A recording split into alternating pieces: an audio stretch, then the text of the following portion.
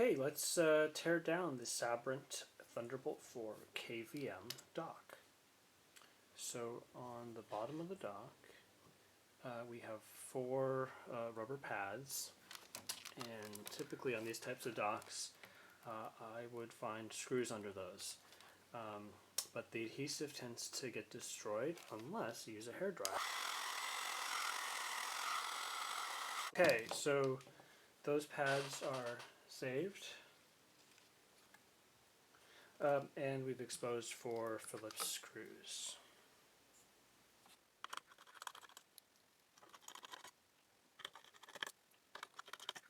Let's take a look at those screws. So they look like M3, 5. I'm not sure what those are. They're about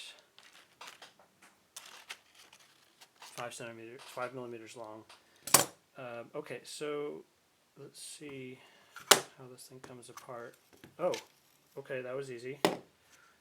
So we have a nice aluminum 2 millimeters thick. It has an integrated, right here, integrated cable strain relief. See how those match up? Okay, so now we have the PCB exposed. We've got, okay, so those were the four screw holes we just released. And we've got four more, so let's take those out.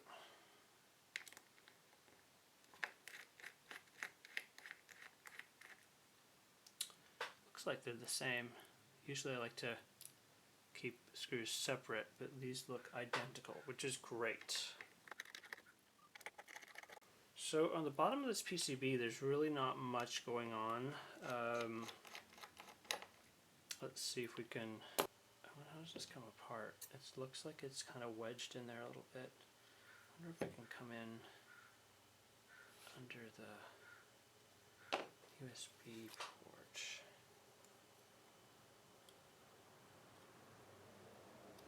I don't want to ruin this. Am I missing a screw? No. Let's just try to, that's, okay, that's just decorative. That's not actually a button or anything. That didn't do anything. Oh, hey, there it is. Oh, wow. Okay, so this is a solid piece of aluminum with just some, I guess this is paint? I don't know what this black stuff is, but it's anodized.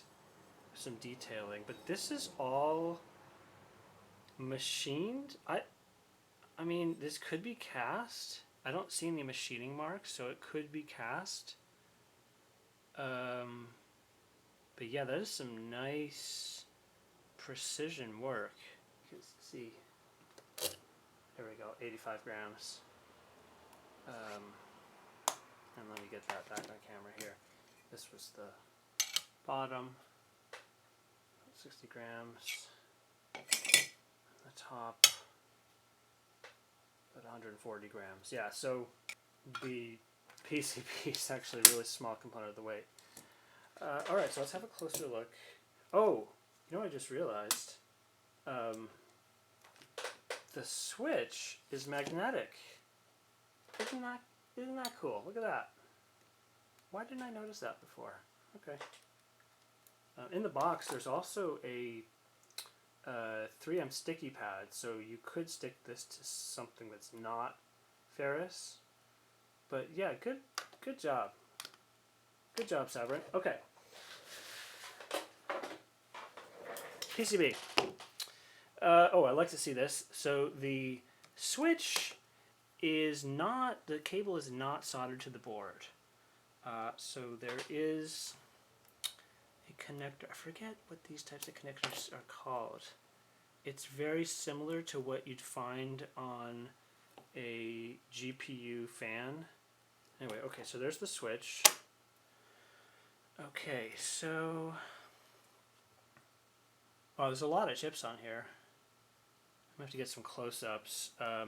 Okay, so we saw, from the other side there were those debug locations. Yeah, so those are definitely for soldering pins too. Well, let's take the thermal pads off. I like to keep a sheet of paper, glossy sheet of paper to kind of protect them a little bit. Don't want to ruin these. Okay, just gonna use fingers. I think I need to heat them up a little bit. I don't want them to tear in half. Let's see how that works. Sometimes they're really sticky and then they like to tear in half when you see what we got here.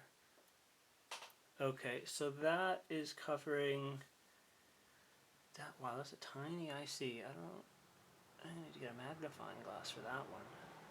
Maybe yeah, some kind of power switching transistor, I don't know. I suspect all the ones on this side of the board are going to be similar. Yeah, there's no interesting chips over there. These are all going to be power related as well. Nothing too interesting under there. Yeah, that's all power related. Okay, the interesting chips are going to be towards the, yeah, because these we have inductors here, so this is going to be some kind of voltage regulator.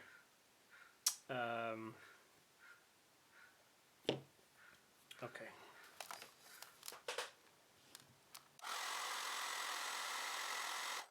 I suspect this one is going to be the Intel JHL chip.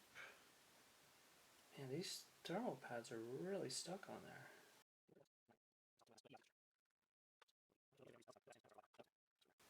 Yeah, that's the Intel chip. JHL 8440. Okay. Right, because we can see, we can follow the traces. So from this chip, we have traces going directly to, these are the 3 rear facing Thunderbolt 4 ports. So we have, you can see the high-speed differential pairs. We got 4 pairs here, 4 pairs here, and then 4 pairs kind of coming up around to the top. Let's go look at the back once more. Oh, we've got another 4 pairs. Oh, I see. There's 4 pairs. Is that 2 pairs? 4 pairs. 2 pairs coming. This is under here is going to be some sort of USB hub chip. 4-port hub for these guys.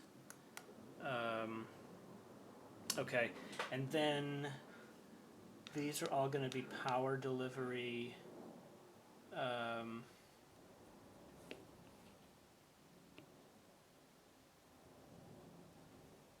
Power delivery, yeah.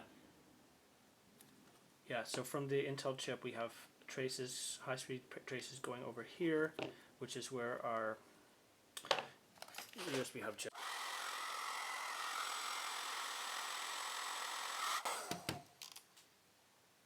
And there's a lot, you can see there's a lot of shunt resistors for current monitoring, so I think each port has its own current monitoring, which is great. That's a really good safety feature. So there'll be a monitoring chip that will actually shut down power. So for example, if you shorted power and ground here, this current monitoring would immediately shut down power. So it really reduces risk of fire, risk of damaging your laptop or other devices. So that is a really good feature to see. Not all docks will have those, at least not on every port. Usually you're going to have something like that for the main power supply.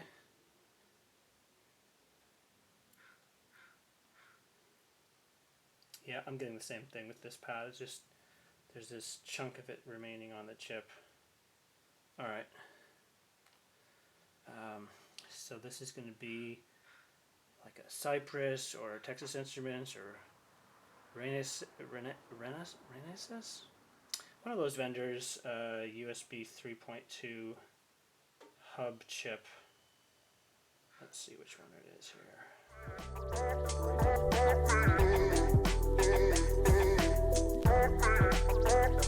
here.